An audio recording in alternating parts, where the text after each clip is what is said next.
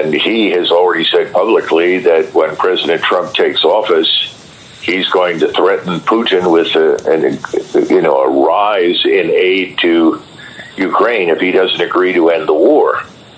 If that's true, that would be sheer lunacy. Then I'm afraid that right now, Mr. Putin and his inner circle may decide that they have nothing to lose by effectively challenging us to a war before Mr. Trump even reaches office. In other words, the signals coming out of Washington are a mix of arrogance, ignorance, and frankly, stupidity. The Trump who months ago said, well, we need to stop the killing, seems to have disappeared in favor of some new macho man who wants to demonstrate that he's really in control. And the truth is, George, we are not in control, and we are not the nation of 91. We're the nation of 2024. Our forces are very different now, and they're not terribly capable, and we're not prepared to challenge the Russians, the Chinese, the Iranians, or anybody to a regional war of any kind. And as you know, most of the world has turned against us because of our stance on Israel. As a result, I think we should be much more interested in coming to some sort of terms privately with the Russians that would put an end to this war in Ukraine. But instead, we have foolhardy people on all sides practicing public diplomacy in an effort to try to prove to everyone that they're tougher, better, smarter than their peers. The opposite, of course, is the case. Well, you lead me into an avenue I was going to leave to the end, but it makes more sense to raise it with you now. And I do so with some circumspection because, the fat lady hasn't sung yet. Donald Trump hasn't got these weirdos in his cabinet yet. And I still have some hope that the likes of you may end up in that administration in one way or another, one capacity or another. But so far, so bad. It is almost beyond parody that he sends the guitar-playing evangelical lunatic Mike Huckabee to be the ambassador to Israel. It seems incredible that little Marco Rubio, whom he showered with insults and who showered Trump with insults, should now be in charge of America's foreign policy.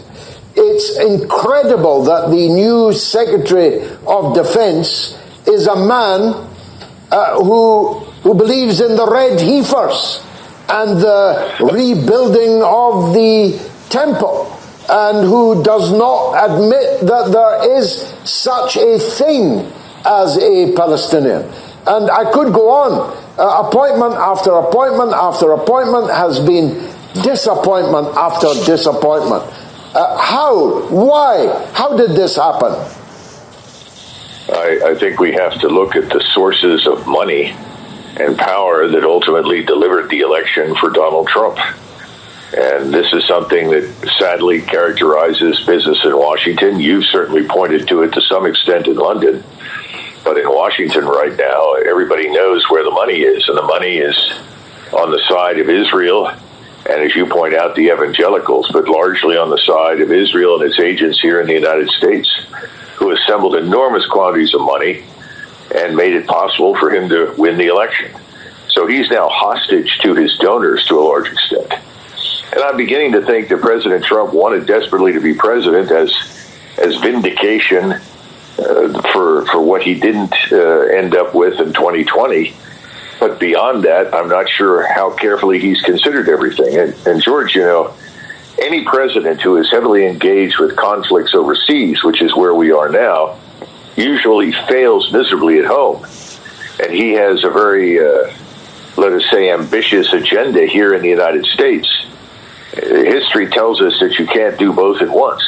You can do one or the other. And right now he's being dragged in the direction of widening wars both in Ukraine and in the Middle East. And that doesn't bode well for the future. So I think a lot of people in the United States. Have you heard about this DIY method that eliminates your power bills? So I tried to fast forward a little bit because I wanted y'all to hear the first 8 minutes, but that'll take too long. Basically, it's quiet for America. America's not the strongest country in the world no more. They not a superpower.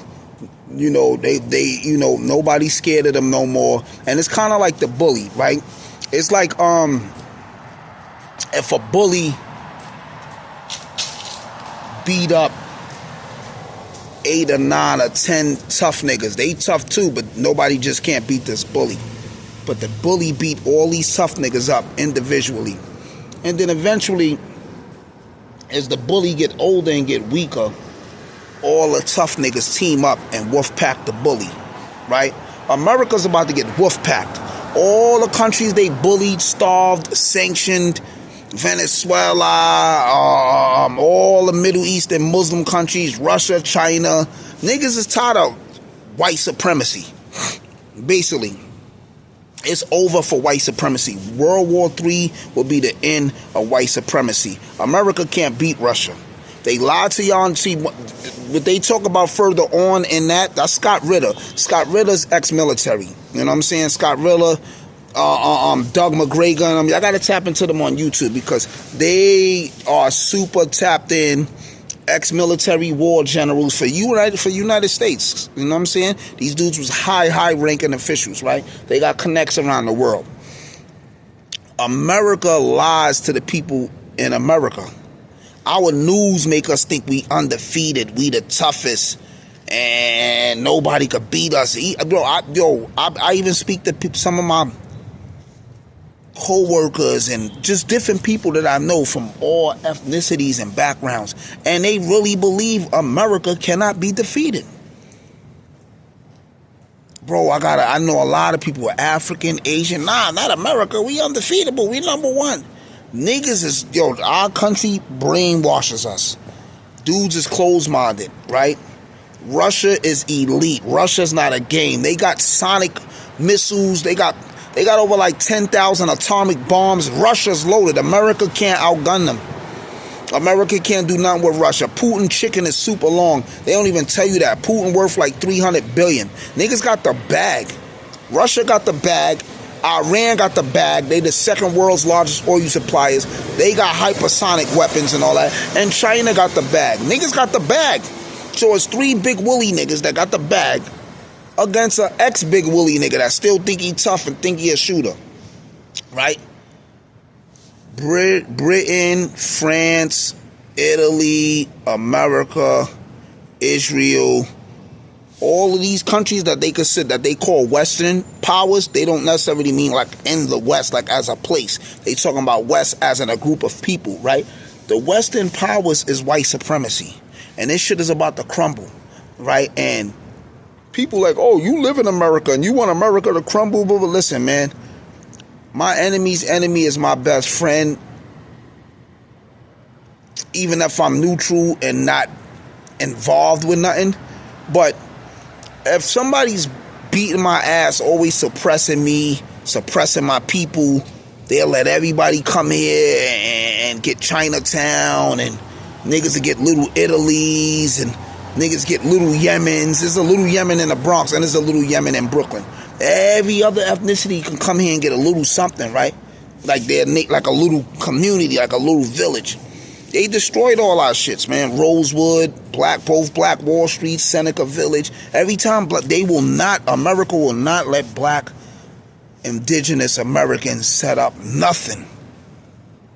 They keep knocking our shit down. So when these stupid different ethnicities and people come in from other places and they be like, oh, black Americans is lazy. You dummy. You know how many fucking towns and cities and banks and businesses, you know how much shit we done set up and the government keep knocking it down? Same way they do to the Middle Eastern countries, right? Gaddafi had the super bag. Libya was good. They were super well off. America knocked them down. They toppled anything that's potential opposition.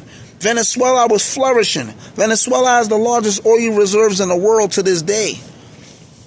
They can't get rid of the oil. That's like I got 50 gazillion bricks of cocaine, but nobody want to buy them for me because there's sanctions on me. But Russia gonna fuck with Venezuela. Russia like, I'm gonna fuck with you.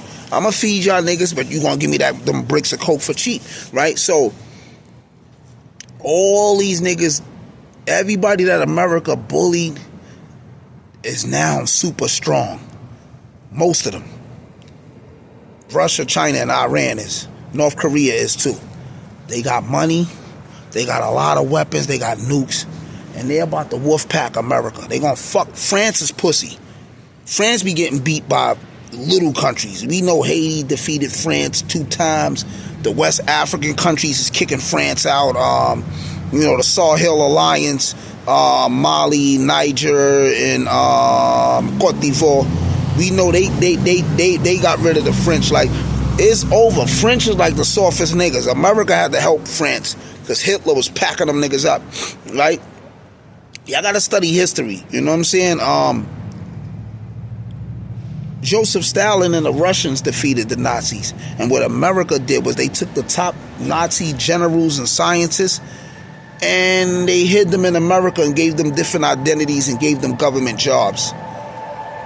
And these people agreed to help America topple other governments. That's why Russia, like, nigga, Russia don't fuck with America. America do a lot of backdoor, slimy, stabbing shit, unhonorable. Yo, when you study the history of this country, even what they did to the Indians will be beating them in a war. They'll wave the white flag, come up with a truce. Then like a week later, they'll break the truce and sneak the Indians while they sleep, ambush them. They did that like 70 billion times, broke truce. They did that to the black indigenous Americans that was here, broke numerous truce. Once they start losing, they want to tap out. Nah, y'all got it. Yo, we gonna be friends. And then they just do that to get you to cool off. And then once you cool off, they'll ambush you and all that because, they'll break like kind of like your monotony, your rhythm. You know what I'm saying? When you winning. Yo, listen. Black Americans, we ain't talking the Jay-Z's and the Diddy's. We know they with America, they with the machine, they gotta obey master, the boule, we know the Burgess and all them. We talking black people on ground level, on gravel, especially my black conscious people, my black militant people and everything. Focus on yourselves and mind your business. Mind your business. If these niggas invade, Russian niggas start coming out the air, Chinese niggas, don't get it twisted. They might kill some of us too because they know there's Uncle Tom's and our people.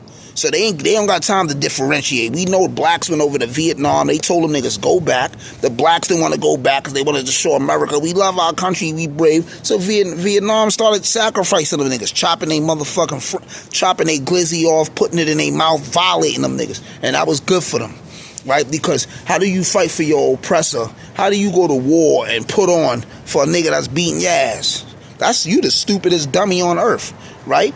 So don't get me wrong, they ain't gonna be able to differentiate when they come. But my thing is this: as long as the Russians and Chinese don't bother me when they leaping out the air and all that, I'm good. If they try to transgress on me, I gotta defend myself. If it's on gun time, because a missile could just come out of nowhere, bing, and wipe out the whole Bronx. They said Russia got these aluminum missiles where they shoot the missile in the air. It don't even land nowhere and explode. It go in the air and the missile break apart they're like how you shoot powder in the air, right? And then it forms like an aluminum blanket. It can cover the whole Bronx. And then the aluminum just comes down and crush everybody. And niggas die. Niggas inhale so much aluminum or whatever. They whole organs and all that just crumble and niggas die.